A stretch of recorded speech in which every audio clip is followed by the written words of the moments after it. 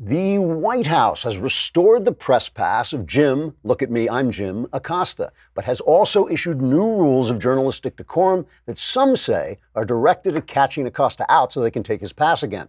For instance, at the top of the list of rules is this one, quote, no White House reporter shall begin and end his last name with the same vowel or act like a 3-year-old buffoon in order to get attention, unquote. Another rule is, quote, when asking a question, reporters must actually be searching for information, not just trying to shout out their stupid opinions, which nobody cares about anyway, especially if they begin and end their name with the same vowel or act like a 3-year-old buffoon, unquote.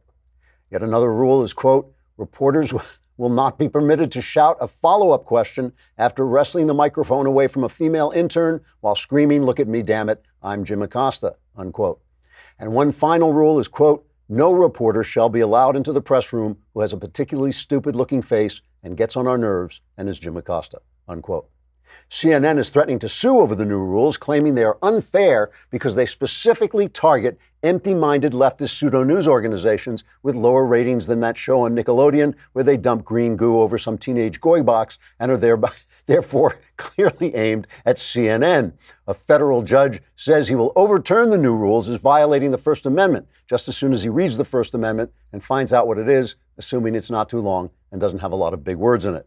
As for Acosta himself, he stood in front of a bathroom mirror holding a plastic loving cup with a sticker reading best journalist ever and announced, quote, Jim Acosta would like to thank Jim Acosta for Jim Acosta's Jim Acosta, unquote. So things at the White House are pretty much back to normal. Trigger warning, I'm Andrew Klavan, and this is The Andrew Klavan Show. I feel hunky-dunky, life is tickety-boo. Birds are winging, also singing hunky-dunky-doo. Ship-shaped, tipsy-topsy, the world is zippity-zing. It's a wonderful day, hurrah, hooray! It makes me want to sing. Oh, hurrah, hooray! Oh, hooray, hurrah! Hooray, hurrah. Tomorrow, my friends, is the last mailbag before Thanksgiving. That means if you want your problems solved before your relatives show up and really grind your nose into them, you're going to want to write here and ask any question you want about anything you want, your personal life, religion, politics. All my answers, guaranteed 100% correct, will change your life, sometimes for the better. You have to be a subscriber. If you are, if you're not, go to dailywire.com and subscribe. If you are, and then you will be, go to dailywire.com, hit the podcast button, hit the Andrew Klavan podcast, hit the mailbag image, and just type in your question. Subscriptions cost a lousy $10 a month or $100 for the year, and then you get the Leftist Tears tumbler, which you'll need because you'll be so happy. You'll just want to, all your questions will be answered. You'll just want to drink Leftist Tears. Meanwhile, Another Kingdom is on hiatus for Thanksgiving. We did put out a really, I think, pretty interesting conversation between me and Knowles about Another Kingdom and some of the stuff that might be coming up. There are no spoilers, but we talk about a lot of the story and how we're relating to it as writer and actor. You also, if you want to order the book of Another Kingdom, the first novel in the trilogy, and you want to pre-order it, you get a lot of extra stuff. They have stuff you can, pictures you can put on your phone that Rebecca Shapiro made. They were great. There's a sequel that I wrote. You just go to anotherkingdom.editorsexclusives.com. Anotherkingdom.editorsexclusives.com. Then it's time for man crates. You got to have man crates. The holidays are coming up. You want to give man crates. You want to get man crates. They are incredibly cool. I recently got the Grill Master crate, and the reason I got it is because I have this friend, Owen Brennan. He's the guy who does a lot of ads for like Ted Cruz over at Madison McQueen. Every time he comes over, we grill, and every time we grill, I always say, I'll grill, and my wife says, I'll let Owen do it, because Owen is just a master griller. So I got the Grill Master crate from Man Crates, so I could just smash him over the head with the crate, and then open it. It comes with a crowbar, and then you can bring it out. It's got great stuff, gifts sealed up in a wooden crate. The crowbar lets you pry it open so you feel incredibly manly. I felt manly before the crowbar, but the crowbar doesn't hurt. And every Man Crate comes with a 100% satisfaction guarantee. Listen to this show, buy a gift, and you will get the second gift for 25% off when you go to mancrates.com/Klavan. This offer is only for the holidays. Buy one gift and get the second 25% off at mancrates.com/Klavan. That's mancrates.com/Klavan. You got to open that crate yourself, and you got to figure out for yourself, how do you spell Klavan? Actually, I'll tell you, it's Klavan. So I almost never do this, but I got to talk a little bit about sports. Last night there was a game on television, Monday Night Football, and it was particularly important to me because it's the Rams, the Los Angeles Rams, who are doing having a great season. And I know a lot of people don't care about football, so I won't get into too much of the high weeds about it.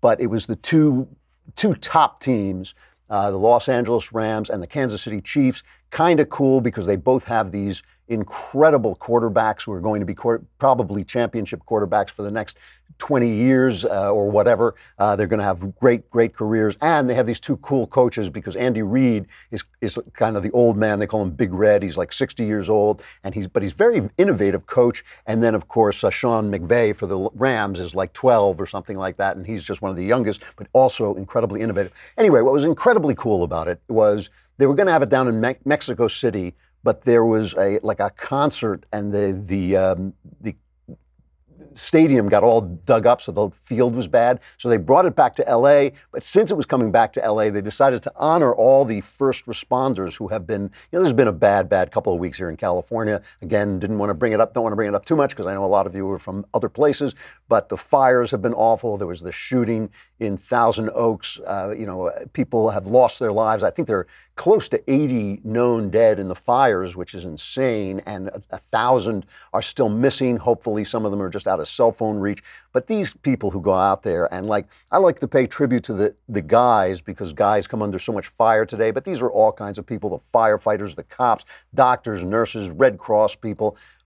The pilots, I got to say, I earned a pilot license at one point. I don't fly anymore, but I had a pilot license at one point, and watching these guys come in hot and low over these flames so they can dump the retardant accurately. It just brings tears to my eyes. The courage of these people, the dedication. They're out there sleeping on the grass to fight because they just want to go back and fight the fire again when they wake up. So they gave 1,000 tickets away to the stadium and let them watch this game. And they were also honoring, of course, Ron Hellis, the county sheriff sergeant who was killed in the shootout in Thousand Oaks. And it was beautiful. And then it turned out to be one of the great games, a game for the ages. It was a game for the ages. It was incredibly high scoring, and yet the defense was good. There were every possible play, fumbles and scores and interceptions and everything that you could ask for. It just went on and on. One of the highest scoring games in NFL history. I think it was the third highest scoring, and the Rams won it 54-51. The two quarterbacks were unbelievable. Anyway, the thing I just wanted to point out is that there were no politics. I mean, they had a beautiful national anthem sung by the California Lutheran University Choir, and they were joined by first responders. I have to be honest and say I forgot to press the DVR, so I missed the first 5 minutes of the game, and I'm not sure, I don't think anybody protested or did any of that stupid stuff. It looked to me like it was politics-free. It was just pure sports. Nobody seizing the moment to make a pompous left-wing statement. Nobody saying anything. They just played the game. And it reminded me of the fact that there are certain things that I like to call meta professions. Sports is one of them.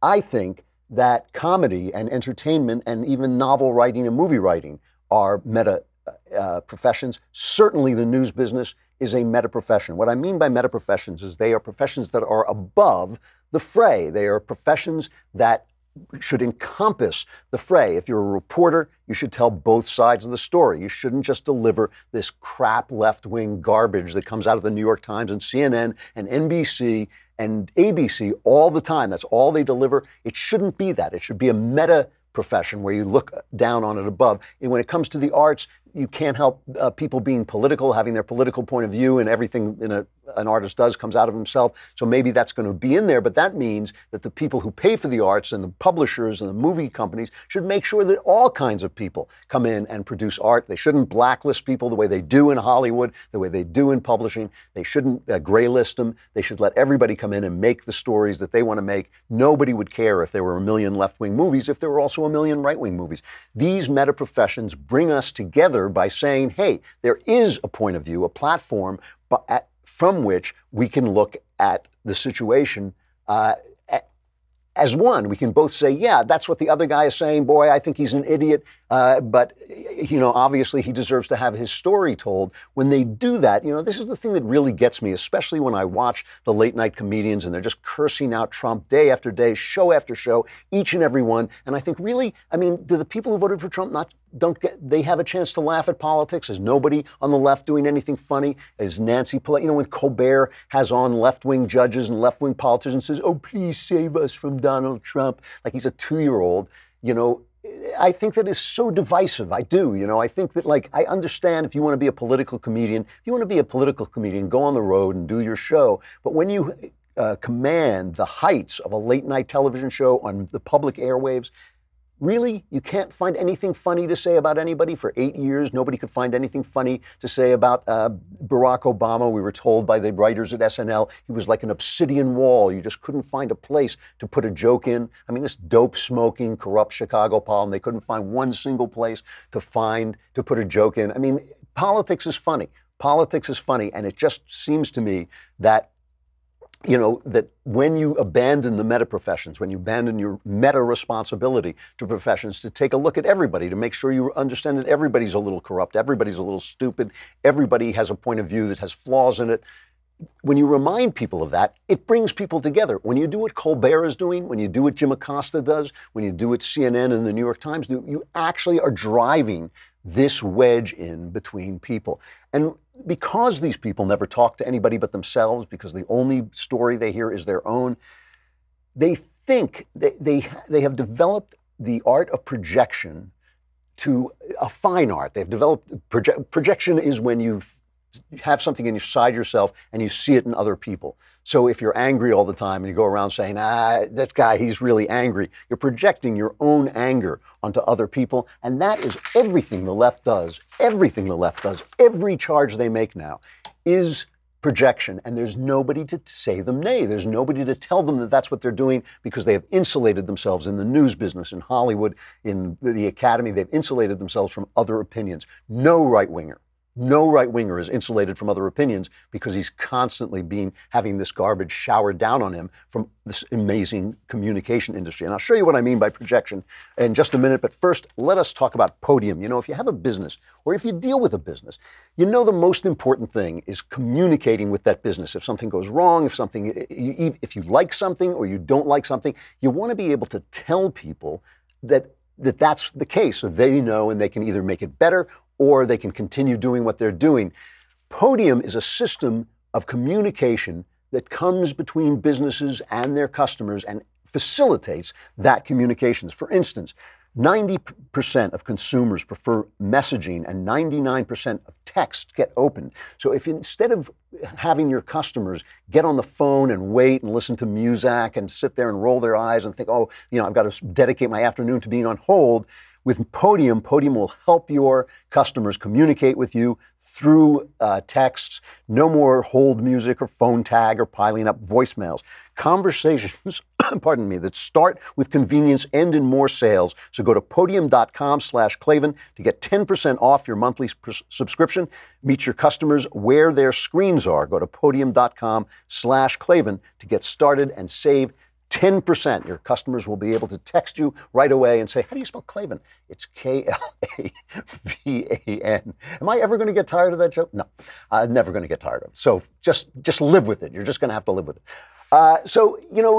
What do they say? Oh, Trump lies. This was the Jim Acosta thing. The Jim Acosta story is that the White House said, all right, we're going to give you your pass back, but we are going to make these rules of decorum. So Jim Acosta thinks he won, but actually now all these reporters who used to be polite enough to not have rules like 3-year-olds now have to have the Jim Acosta Memorial Nursery School Rules. That's what we'll call them, the Jim Acosta Memorial Nursery School Rules. Now everybody has to live with them, so it's easier for Trump to throw you out if you break the rules because you'll have due process. And remember, the ruling giving Acosta back his press pass was a temporary ruling. The guy said he wasn't going to rule on the First Amendment of it. He just thought Acosta hadn't had due process. It's absurd to think that Trump has to give anybody a hard pass. So if he violates these rules, he'll be bounced. And probably, eventually, they'll probably stop having cameras in there, so he won't even get his mug on television, in which case he'll probably just change professions.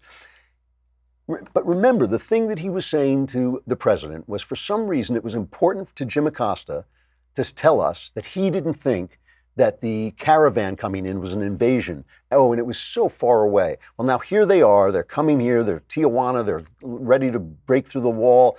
They're having problems in Mexico with them. They're attacking the Mexican police. And Fox yesterday had a real Fox News, the Bret Baier show, had a really good report saying that Homeland Security says that they have identified more than 500 criminals in these. Now it's around 8 to 10,000 people. They've personally identified over 500 criminals. They say most of these people coming in are males, and they put the women and children at the front of the line because they know the news media will cover it. And Fox interviewed Mexican people in Mexico who are objecting to their presence there. And you just hear a couple of quick interviews they did with them. We are here because our government has not taken control of these, what we call invasions. I'm not really in favor of them coming the way they did. You know, to me, it feels like they invaded. So what's the matter, Jim? Don't you like Latino people? I mean, you're calling them liars. When they call Trump a liar and Trump plays fast and loose with the truth, you'll never hear me say differently. He says the first thing that comes into his head. But when they call him a liar, it is sheer projection because it is what they have been doing to Republicans for years, not just the news media. Now they've got Christian Bale playing Dick Cheney. He's going to play him as a drunken, power-mad, crazy person. Wow, that'll be original, won't it? You know, you've never seen Hollywood diss a Republican before. So when they so fast to call people liars, so fast to say this stuff, it really is projection. It's all them. They've been lying about people. They just don't like getting it back. You know, the other thing that has come out, the Honduran president, Juan Orlando Hernandez, told Mike Pence that this caravan was organized by leftist organizations. We kind of knew that already. And he says left-wing organizations are providing assistance. And at least 3 of those groups are funded by George Soros's Open Society Foundation. George Soros has openly said that the biggest problem in the world is the United States. He's clearly out to get us, clearly out to break down our civilization. But if you criticize him because he once was Jewish by blood, suddenly you're anti-Semitic. This is another act of projection. The left has suddenly started accusing Donald Trump with his 3 Jewish grandchildren of being anti-Semitic, and by extension, everybody on the right is anti-Semitic. Now, anti-Semitism knows no politics. It will go to the right and left, but the left is simply infused with it. There are anti-Semites on the right, but leftism has become anti-Semitism. And when they talk about George Soros, again, being anti-Semitic, when they talk about that being anti-Semitic, it's because they are projecting their anti-Semitism on us. I mean, the ceaseless attacks on Israel. People have written to me and said, well, you know, attacking Israel is not anti-Semitic. True enough. There's nothing wrong with criticizing the acts of the government of Israel. But when you think a country the size of a shoebox is to blame for the problems in the Middle East, which is the size of the United States, it's nonsense. When you think the only democratic, the only free country, the only country that has gay rights, the only country in the Middle East that has rights for women, when you think that's the problem, I'm suspicious. I'm suspicious that there's anti-Semitism at the bottom of that. When you start talking about divesting in them, when you start talking about boycotting them, but you're not boycotting Saudi Arabia, where women are not allowed to breathe practically without getting permission from their husbands, I'm suspicious that you are anti-Semitic. And it's coming out now in the Women's March. Some of the women who organized the march originally are leaving, saying the thing is infested with anti-Semitism. The left is totally infested with anti-Semitism. And every time they say, oh, you criticize George Soros and he happens to be a Jew, so you're an anti-Semite, which is nonsense. Every time they say it, It's projection. Corruption. This is a huge one, huge projection. All we've been hearing when Donald Trump, and Donald Trump is a big mouth, you know, some of the stuff he says is not, it's not right, and I'm not going to defend it. But when Donald Trump comes out and says they're trying to steal the election in Florida, and they say, well, he said without evidence that they're trying to steal the election. Where are they now? Where are they now that Stacey Abrams, who lost the governorship in Florida, is making these charges? Play these charges. Now, first she made the least gracious concession speech ever made, saying, I'm not conceding because the election was stolen, and now she's doubling down on MSNBC. It was not a free and fair election. We had thousands of Georgians who were purged from the rolls wrongly, including a 92-year-old woman who had voted in the same area since 1968, a civil rights leader.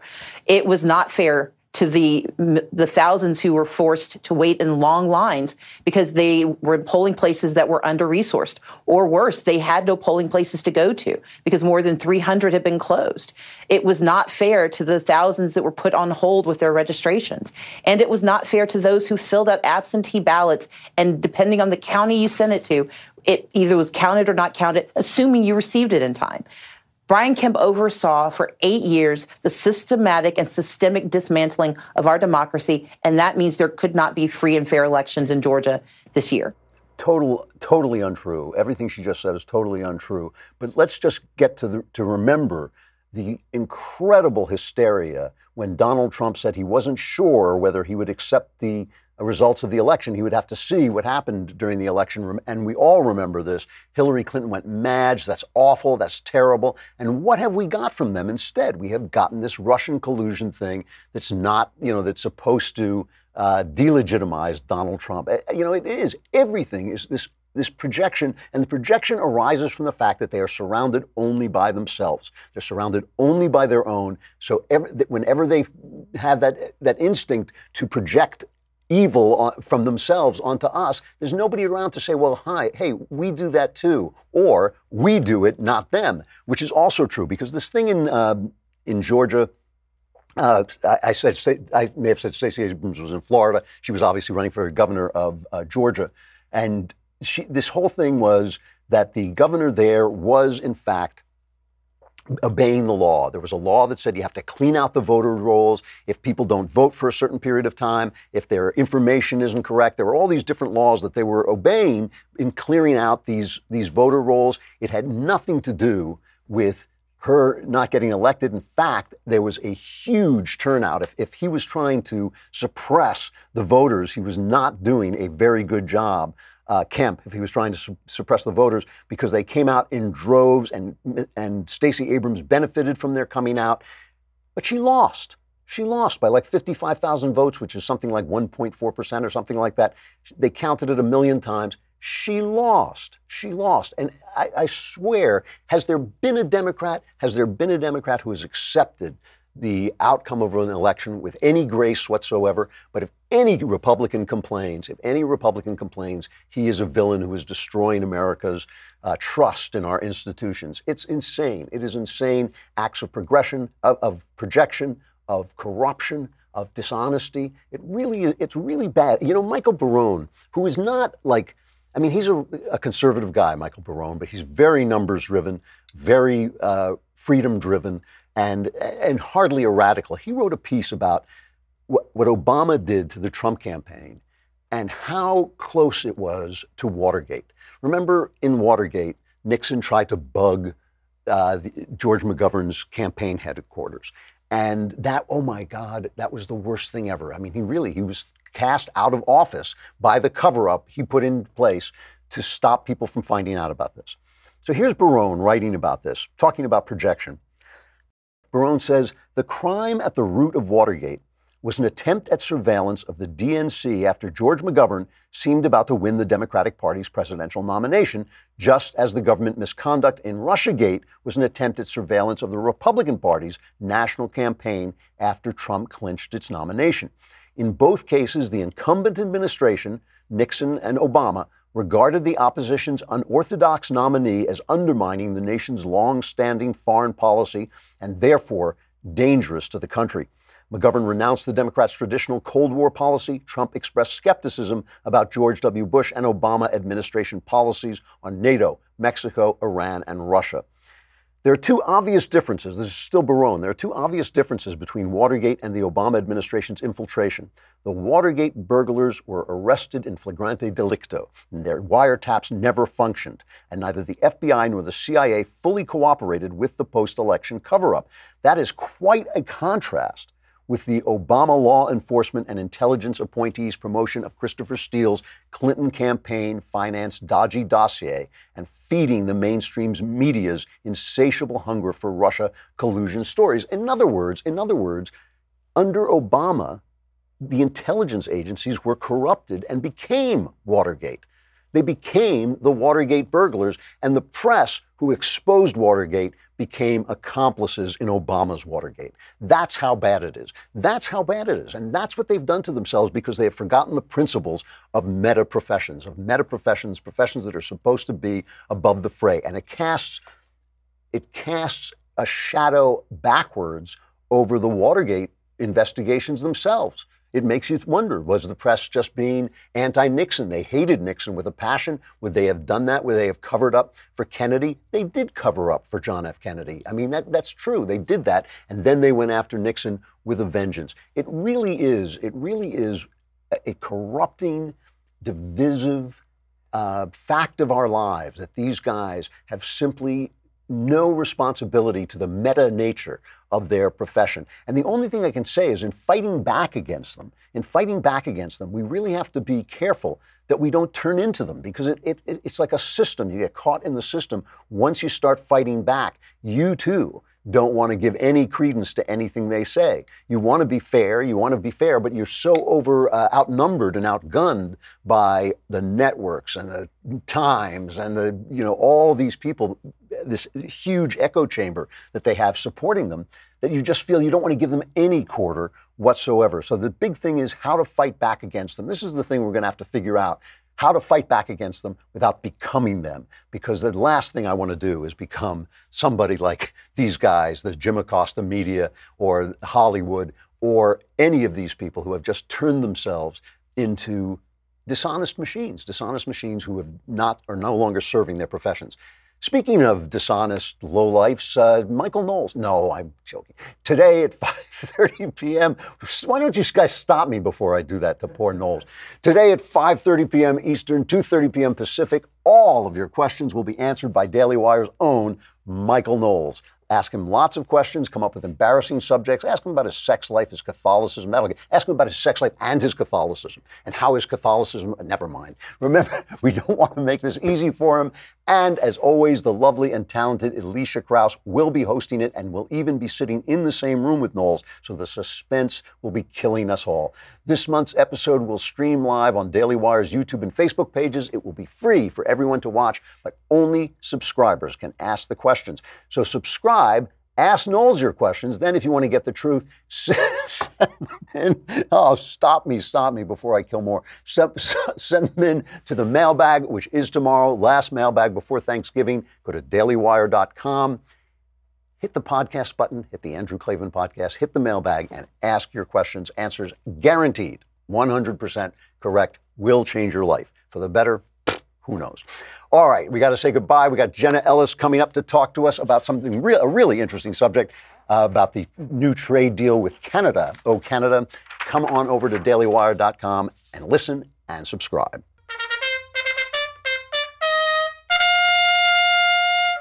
So there's a really interesting piece in the Wall Street Journal. One of my favorite writers there now, every Tuesday, is Walter Russell Mead. He writes a piece called The 3 Stages of Trump's Foreign Policy, and where he points out that Trump has been getting a lot of flack from the what we'll call the establishment for destroying all their fun liberal globalist ideas, but he hasn't started the process of rebuilding yet. And we're going to see whether this is actually creative destruction, because in order to have creative destruction, you actually have to create stuff. So Trump is clearing away a lot of dross, but will he be able to put things together? And our friend Jenna Ellis has already an objection to something that is happening in the new trade deal that he is negotiating with Canada. You know Jenna Ellis, you know and love Jenna Ellis, as do we all, the director of the Dobson Policy Center, a contributor to the Daily Wire and the Washington Examiner and the Federalist. 3 great venues, by the way, and her book is The Legal Basis for a Moral Constitution. Jenna, how you doing? Can you hear me? I'm great, Jerry. Thanks so much for having me on. That's all right. Yes, I feel like you and I have been arguing on text all weekend. So so we're continuing it's been the a great conversation. It has. It's true. Yes. So what's your beef? Lay out your beef with the new Canada deal. Yeah, well, really, at this point, it's Congress's beef, and led by Congressman Doug Lamborn. 46 members signed a letter last week to President Trump that expressed concern that what's happening essentially is that the United States Trade Representative has embedded social policy, Canada's social policy, into its trade agreement really for the first time, and this is completely unprecedented. And so Congress is expressing, and we would agree, and there are a lot of conservative policy groups that agree, that social policy belongs nowhere in a trade agreement. So in Article 23, that is talking about gender discrimination in labor. That particular article, what the United States Trade Representative did was embedded in the definition of gender to also include sexual orientation and gender identity language, which there is no federal law. This is still an ongoing national conversation that is highly controversial. We saw all of the media coverage with the HHS memo. We've seen what the administration has done to preserve and protect policy space for Congress to actually legislate on this issue and determine under their constitutional authority. But now the United States Trade Representative is conceding to Canada and is saying, you know what, we're going to go ahead and include this definition of gender as including sexual orientation and gender identity for the United States to agree to in a trade agreement. This is absolutely nowhere to have social policy. So members of Congress are pushing back, and so are conservative policy groups. All right, so I have 2 questions that spring to mind immediately. The first is, does it even matter if this language is in a trade agreement? Is it constitutional for Canada to dictate our policy, our social policies? I mean, can't we just ignore whatever they put in there when it comes to this? We should have ignored it, and the United States Trade Representative should have said, Canada, take a hike. No, this is not somewhere for you to hoist your social policy onto the United States. But what happens when Congress has to ratify a trade agreement is that essentially a future activist court or future trade agreements, now we're setting up a very dangerous precedent to continue to cement this language that Congress will vote either up or down on the entire trade agreement. And so there's a potential, and what Congress is concerned about, these members of Congress, is that future courts will see that now Congress has approved this agreement as a whole, and that would set up the precedent that, hey, maybe Congress is okay with this without them actually legislating. So it is unconstitutional. It's Canada trying to circumvent Congress. It's the United States Trade Representative trying to circumvent Congress. And really, this sets up the administration to be in a very difficult position because their trade representative made these concessions, frankly, I think ignorantly, probably, because Canada wanted something even bigger. That's been reported. And so they thought they were just minimizing the language. And now the administration is in the position of, do we remove this and, and maybe have Canada push back on us, or do we keep it in there and have Congress potentially vote down the entire trade agreement, as this letter suggests, and that we would urge Congress to do is to vote down, because this language has absolutely no business in a trade agreement. But also, Drew, what's really important is this shows why the administration has to make sure that they are getting people in these offices that know what they're doing, that know the constitutionality of these issues, and make sure they're preserving the policy space and are not circumventing Congress. I mean, this is what Meade was talking about. He was saying it is yet to be shown that while he's been very fair to Trump, and that while Trump is clearing away, stupid stuff like the Iran deal and the Paris climate deal, it's also going to be very difficult to form new relationships with Iran. What are we going to do about the Middle East? And these are the things that have yet to be shown that the Trump administration can do. Now, these rules that Canada has inserted into this, they basically affect whom? Anybody who's dealing with Canada through us? Is that basically who would be affected by them? Yeah, it would affect the trade agreement and our compliance with the trade agreement, and it may affect, and it likely will affect, future trade agreements, because anyone in Europe then who's dealing with the United States is saying, hey, you gave this definition to Canada, you allowed the insertion of gender being defined as including what's called SOGI language, or sexual orientation gender identity language, and so we want you to continue to do that. It also further cements two executive orders that came from the Obama era, where Obama unilaterally inserted this type of language and sexual orientation gender identity language when Congress, again, has not created law. And that would further cement these two executive orders to continue to be policy and potentially put the onus on Congress to make it further down the road for them to legislate against this issue. So this is actually a very big deal to the United States. And the main reason is that we need to protect our sovereignty. We do not want to have countries like Canada telling us what our social policy should be and how we need to define gender discrimination under our law. That is a matter constitutionally that only Congress can determine. So to put this into a trade agreement is absolutely unconstitutional and sets up a very bad precedent for the future. Do we not already have rules about discrimination, sexual discrimination? We do, but that's just policy right now. If you go to usajobs.com, for example, that will include some of this language, but that's only policy. We don't have federal law that defines gender discrimination as anything but male versus female. That's what Congress intended to do. And again, this is a national conversation. We have never included in federal law the requirement that sexual orientation and gender identity is included. We need to have that conversation in Congress, not in a trade agreement. Do you think there's a chance? I mean, one of the things that I saw when I saw the story of the congressman coming forward, Republicans have a tendency to walk jaw first into a stationary fist, that like they tend to politically beat themselves, allow themselves to get beaten up without the other side ever having to take a swing. When you talk about this as a question of sovereignty, it makes perfect sense to me. I worried when I read what they were saying that it was going to come across as kind of anti-gay people, or you know how the left always reacts to everything as if it were discriminatory. It made me wonder, are they setting themselves up for that? Are they leading jaw first when maybe they should have used more careful language about the sovereignty issue? Because the sovereignty issue is clearly an important one. I don't think anybody in the United States is interested in excluding people from trade deals because of their sexual orientation. Well, if you go to Congressman Lamborn's website, which includes the full letter that he led and 45 other members of Congress signed on to, it's lamborn.house.gov. But he released a statement regarding the letter, Congressman Lamborn, that said it's insulting to our sovereignty to submit to social policies in a trade agreement, and goes on to say Congress has refused to accept this. If you go to his Facebook page and you see the outrage from a lot of people who aren't really well versed in this issue, they do think that. They do think that this is just anti-LGBT. But what this really is a question of sovereignty, and we need to have this conversation in Congress, because if Congress wants to legislate certain protections for LGBT members, that should not just rationally come under gender-based law.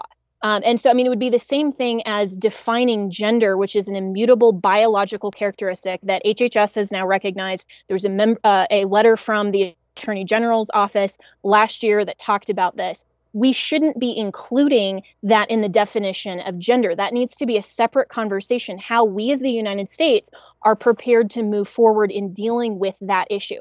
But again, it belongs nowhere in a trade agreement, and it absolutely does not belong in the bureaucratic offices of the executive government to undermine Congress. It's a classic left-wing bait and switch. This is what they do with the Supreme Court all the time, is they get things that might sound sympathetic to people, but in fact, they break the very system or abuse the very system that's there to protect our rights. So they throw away our sovereignty and say, oh, but look at the poor gay people, or they throw away our right to make law and say, look at the poor gay people, or look at the poor pregnant woman who needs an abortion. And that's using our kind of compassion and sympathy for people in trouble they take away our actual rights and our systems. It's an amazing tactic, and amazing how often it works. I don't think it would work as well as it does if the press weren't so entirely on board.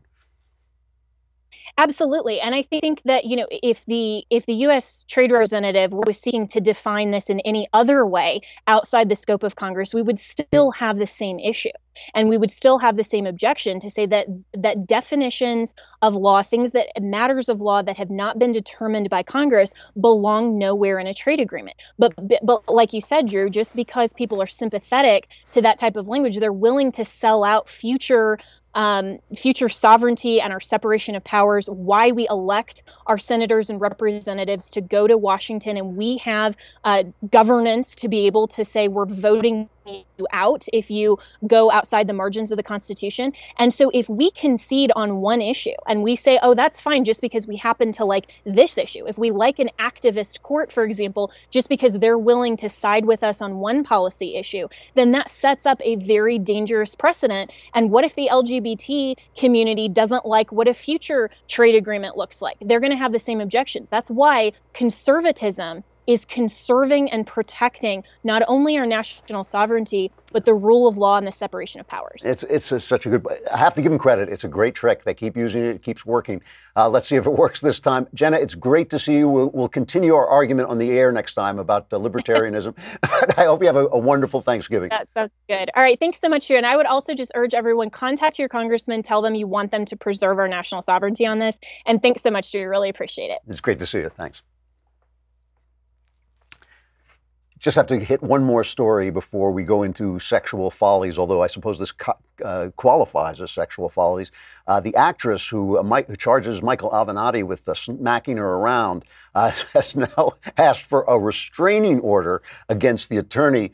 Here's a cut of CNN's coverage. Oh, wait, they're not covering. Nobody's covering this story. They just suddenly Michael Avenatti became not the biggest thing since sliced bread. I mean, this guy was on TV again and again, but this story just has vanished. Her name is Morelli Minuti, I guess. She's an actress in her 20s. She had a small cameo in Ocean's 8. And she says that she wants this guy to stay away from her. He continues to insist that he didn't do it. And of course, we will grant him the presumption of innocence and due process, because we know that's what he would want for anybody else who he made outrageous charges against on every channel that TV has, including some that are in the 400s. So, all right, that is Michael Avenatti. Let's go to sexual follies.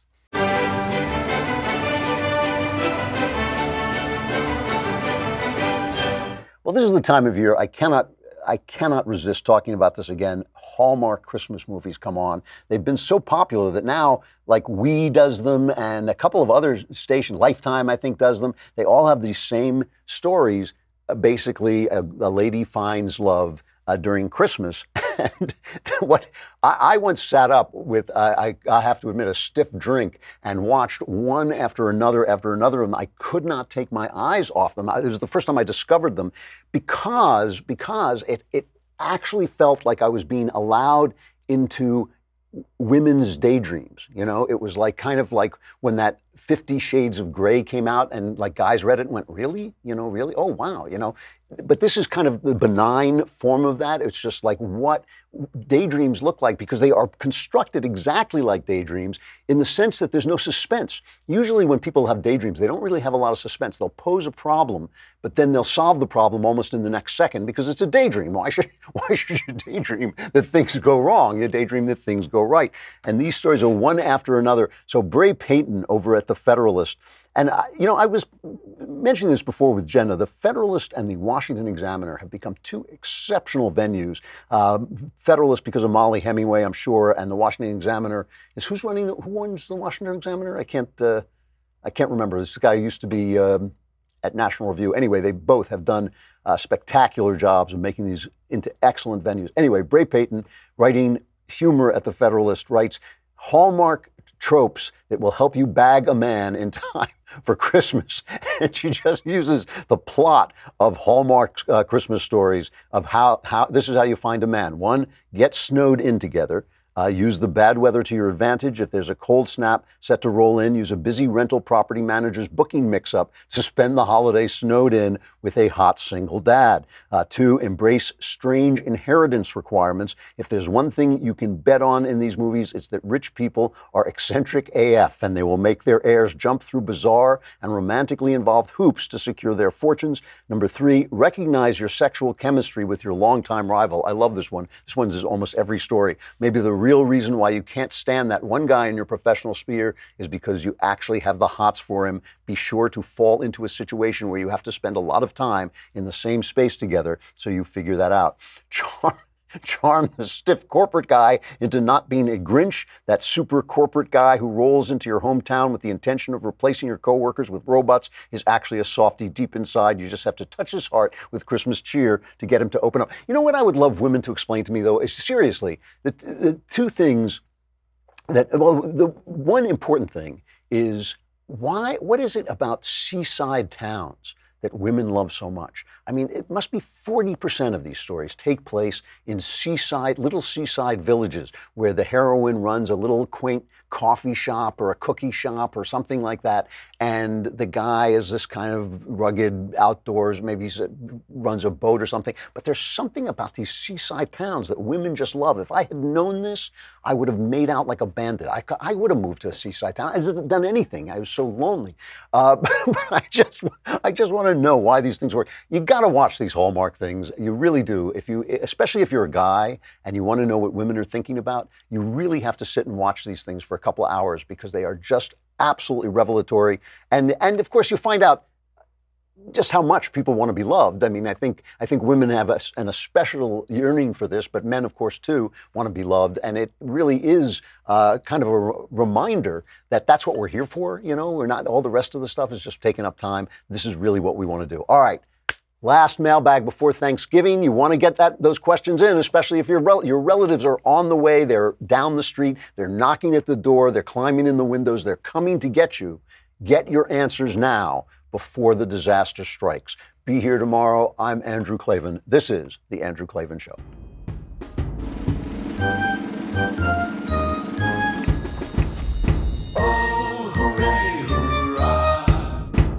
The Andrew Klavan Show is produced by Robert Sterling. Executive producer, Jeremy Boring. Senior producer, Jonathan Hay. Our supervising producer is Mathis Glover. Technical producer, Austin Stevens. Edited by Alex Zingaro. Audio is mixed by Mike Cormina. Hair and makeup is by Jesua Alvera. And our animations are by Cynthia Angulo and Jacob Jackson. The Andrew Klavan Show is a Daily Wire Forward Publishing production. Copyright Forward Publishing 2018.